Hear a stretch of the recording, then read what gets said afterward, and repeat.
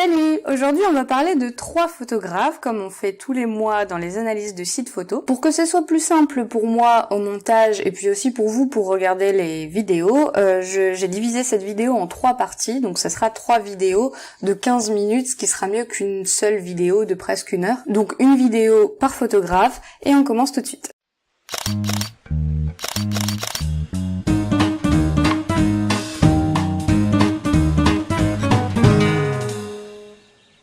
On commence par Pascal qui m'a donc envoyé son site et qui m'a dit qu'il avait débuté la photo en 1992 avec l'argentique à l'époque. Il est pas pro, donc il fait la photo en tant que passion et il a commencé donc en faisant des photos de famille, de paysages, etc. un peu comme tout le monde. Et il disait qu'il faisait beaucoup de photos et aussi qu'il partage beaucoup de photos. Donc on va voir ça, on va en parler juste après. Donc tu me disais qu'à l'époque tu shootais en automatique, que tu shootais en JPEG et que si tu pouvais revenir dans le passé avec ce que tu sais aujourd'hui sur la photo, tu ferais différemment.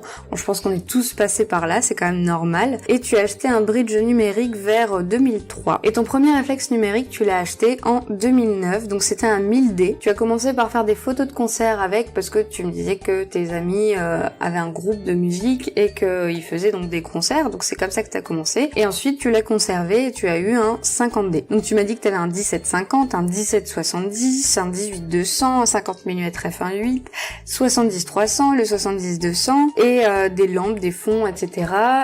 Donc t'as beaucoup de matos. Je vois que t'as un bon panel d'objectifs aussi. Pour quelqu'un qui est pas pro, c'est assez surprenant. C'est vrai que t'as beaucoup de matériel, mais moi j'en ai pas autant. Et surtout que tu me disais que t'as pas de style particulier, donc tu déclenches très facilement un peu tout type de photos. Mais tu rêves quand même d'avoir le 5D Mark IV et le Tamron 150-600. Donc moi j'ai envie de te dire, t'as beaucoup de matériel, tu peux faire un peu de tout et puis c'est un peu ce que tu fais. Tu te spécialises pas, tu fais de tout, tu prends beaucoup de photos. Investir dans du matériel, je trouve que c'est bien quand on est justement spécialisé, quand on a quelque chose de particulier qu'on aime faire et qu'on a besoin d'un objectif qui va nous aider à faire ça et à nous faciliter la vie. Sinon au-delà de ça, je trouve qu'avoir beaucoup de matériel, c'est pas forcément nécessaire. Bon après c'est tout, si t'es un geek de matériel, je peux comprendre, t'aimes bien ça. Mais le 5D Mark IV, je pense pas qu'il va réellement changer ta vie si t'as pas de spécialité à la base. Après c'est que mon avis, tu fais ce que tu veux, si tu peux te permettre de l'acheter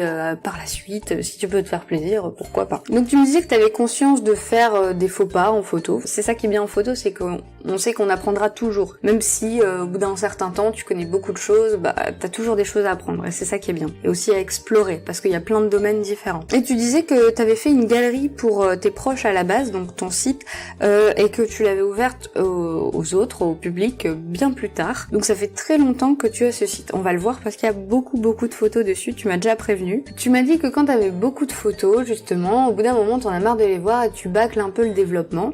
Et que t'as trouvé l'astuce, c'est que t'attends 2 à 3 mois après la prise de vue, comme ça te permet vraiment de prendre du recul sur tes photos et de pouvoir faire le développement plus tard. Mais tu me disais aussi, au développement t'as un petit souci, c'est que tu retrouves pas forcément l'excitation que t'avais au moment de la prise de vue, le sentiment que tu ressentais à ce moment-là, et que du coup c'est difficile de faire le développement comme ça. Et je pense qu'attendre 2 ou 3 mois, du coup ça amplifie un petit peu ça. T'aimes bien dans la photo le fait de prendre des souvenirs, l'instant vécu au moment de la prise de vue, le développement qui a un peu une continuité en fait de la prise de vue. T'aimes bien aussi la contemplation une fois que la photo est faite, et ça je comprends complètement, c'est sympa de pouvoir la revoir après, de pouvoir la partager. Et tu me disais que en fait la photo t'apporte de la sérénité, en fait tu disais de la zénitude. Je comprends complètement cet aspect de la photo, c'est un art et c'est vrai que ça apporte une certaine sérénité. Et tu attends de mes conseils de savoir si tu as une réelle évolution dans ton travail, est-ce que tu es sur le bon chemin, dans la bonne direction. Donc t'attends que je te guide un petit peu. Quand on exploite la photo, au début en général on s'intéresse un petit peu à tous les thèmes. Enfin je dis en général, après chacun a sa façon de faire. Moi personnellement je me suis intéressée à la macro au départ. Au final je fais quasiment pas de macro, mais c'est ça qui m'a fait m'intéresser à la photo. Au final j'ai vu que c'était plus compliqué que ça la macro et je me suis intéressée à d'autres domaines dans lesquels je me spécialise un peu plus. En général on a tendance à voir un petit peu de tout pour après se spécialiser dans des domaines et ensuite se perfectionner dedans, puis par la suite pourquoi pas exploiter d'autres domaines petit à petit. Toi j'ai l'impression que depuis le temps que tu apprends la photo, tu exploites tous les domaines et tu veux continuer à exploiter tous les domaines sans te spécialiser dans un domaine précis. Alors, on va voir tes photos, je pense que tu as sûrement une petite signature, tu as sûrement ton style qui doit sûrement apparaître dans des photos, et donc c'est ce qu'on va voir. Je vais voir si justement il y aurait un style de photo, un genre de photo dans lequel tu pourrais te spécialiser pour essayer d'approfondir ça, avec ta personnalité, ton originalité et tes petits trucs à toi, quoi. Donc quand j'arrive sur ton site, ma première impression c'est que... Non, Lou, arrête! Elle se frotte sur mon trépied, quoi. C'est pas vrai. Bon voilà, mon cadrage il va bouger.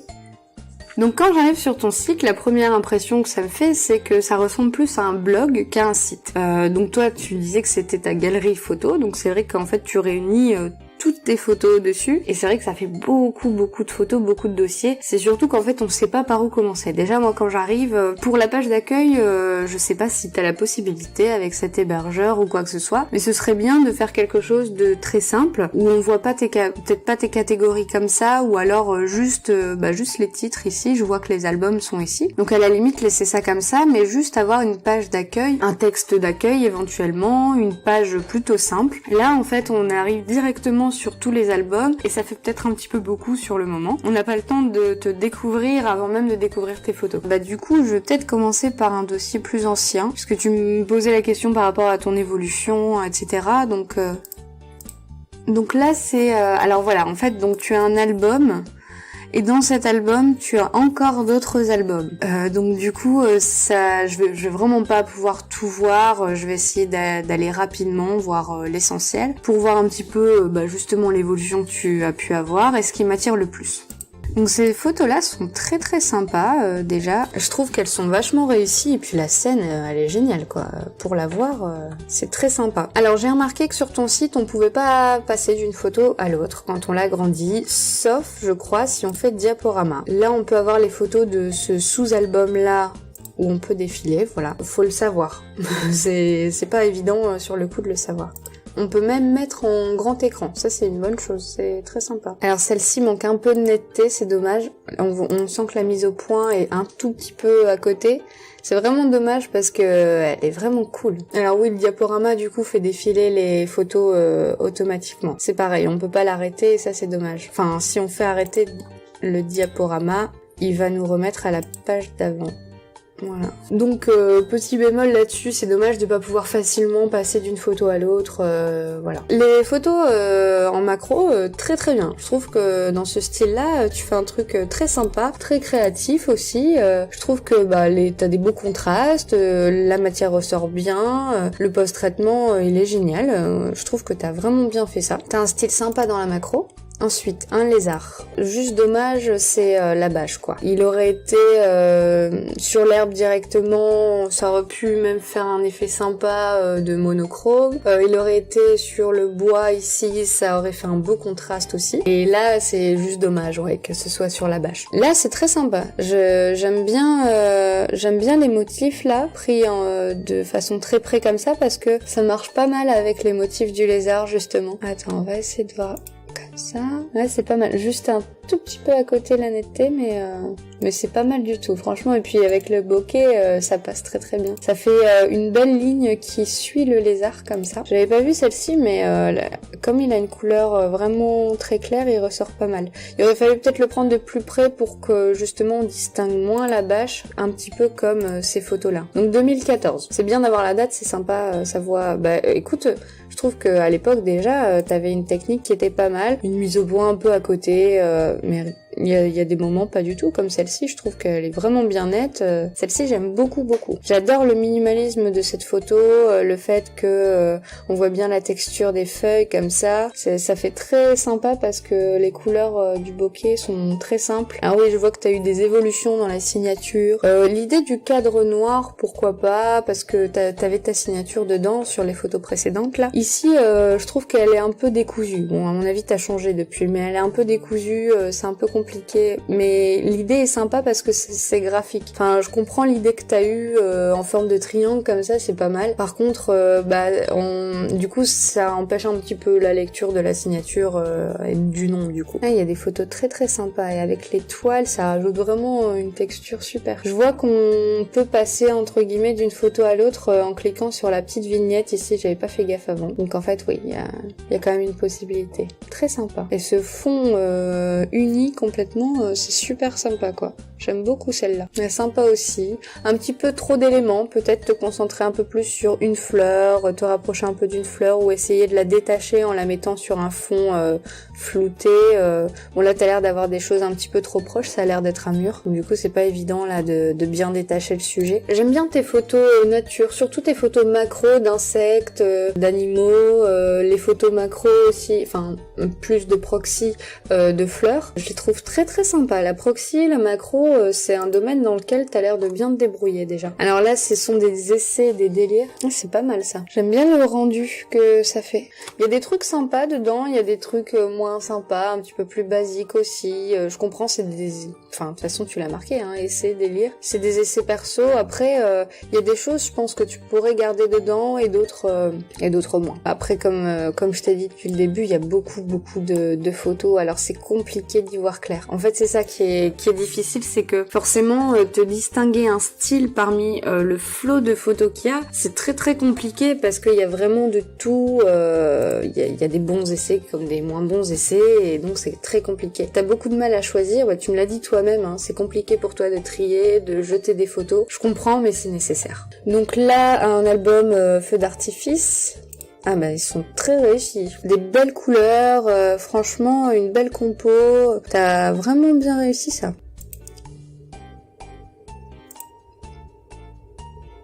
J'ai pas grand chose à dire parce qu'elles sont toutes superbes. Hein. Franchement, t'as vraiment des belles couleurs. C'est très très bien post-traité. Ah, elle est sympa aussi celle-là. J'aime bien l'effet que ça fait. C'est le genre de photo de feu d'artifice qu'on voit peu. Et là t'as bien eu les trois...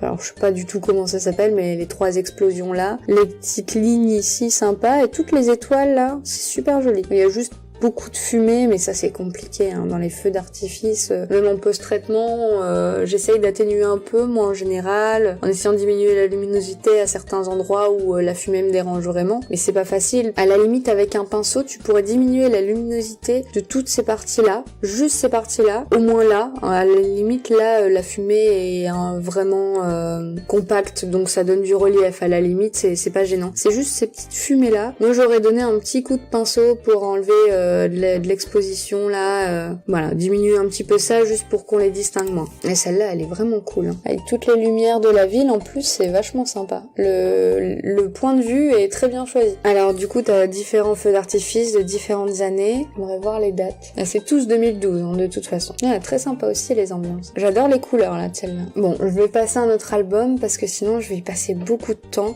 Alors t'as aussi des vidéos que t'as faites. Bon, je suis pas allée voir. Je vais pas aller voir là non plus. Mais c'est pareil, c'est peut-être que sur un autre site à la limite ça serait mieux, ou alors tu peux garder ce site si t'y tiens, s'il a une valeur sentimentale à tes yeux, comme ça fait longtemps que tu le tiens, un espèce de site d'archives au final. Par contre, je pense que ce serait bien de créer une vitrine où tu mets toutes tes meilleures photos et tu les classes bien. Macro, feu d'artifice, paysage. J'ai vu que t'avais quelques photos de paysage. Cet album-là, je suis allée le voir un petit peu, je vais retourner voir quelques photos. Je pense que ce serait vraiment bien pour dire d'avoir un site vraiment dédié à tes meilleures photos. En plus de celui-là, si tu veux, hein, et celui-là, ce sera vraiment ton site d'archives où tu mets tout. Je pense que pour y voir clair, ça peut être bien. Comme je te dis, là déjà, on sait pas trop par où commencer. Alors, au premier abord, bon, c'est ce que j'ai fait quand je suis allée voir vite fait. On a envie d'aller voir 2017 pour voir les plus récentes. Mais du coup, les autres sont un peu oubliés alors qu'il y en a des géniales. T'en as que tu peux garder pour toi et ne pas publier, qui sont bien, mais qui sont pas forcément tes meilleurs. C'est pas un choix évident à faire, mais de toute façon, tu le ressens quand tu vois tes photos, celles qui te parlent le plus, celles que dont t'es vraiment fière. C'est celle-là qu'il faut choisir pour mettre sur ton site. Alors, Jour de neige, j'ai bien envie d'aller voir ça parce que c'est la saison, justement. Alors, j'aime bien, c'est assez sympa. C'est juste dommage il est vraiment trop à droite. Il aurait été là tout à gauche, ça aurait été nickel. Il passait juste au niveau des branchages et c'est assez sympa, ça met dans l'ambiance. Mais c'est dommage qu'il soit totalement à droite parce que on a l'impression qu'il est coupé dans son élan alors qu'il est en plein vol mais ça doit vraiment pas être évident de prendre en photo. Enfin déjà un oiseau statique c'est compliqué, mais un oiseau en plein vol, déjà la mise au point, le mouvement, enfin c'est super compliqué. Là, j'aime bien celle-là. Pareil, elle est assez simple, on voit un peu les maisons enneigées là-bas, ça met bien dans le contexte. J'aime bien c'est un tronc d'arbre hein, enneigé comme ça qui vient couper la photo en deux un petit peu. Ouais. T'as bien choisi en mettant ton tronc qui arrive en diagonale comme ça, parce que ça amène vraiment le regard dans la photo et donc on a une lecture qui est assez simple de la photo. Donc là le plus difficile c'est de pas cramer sa photo. Écoute, je trouve que t'as de la texture dans la neige, on la voit bien, mais tout reste quand même bien blanc. T'as des vrais blancs, t'as des vrais noirs, des beaux contrastes. L'alignement des lierres enneigées comme ça c'est très sympa,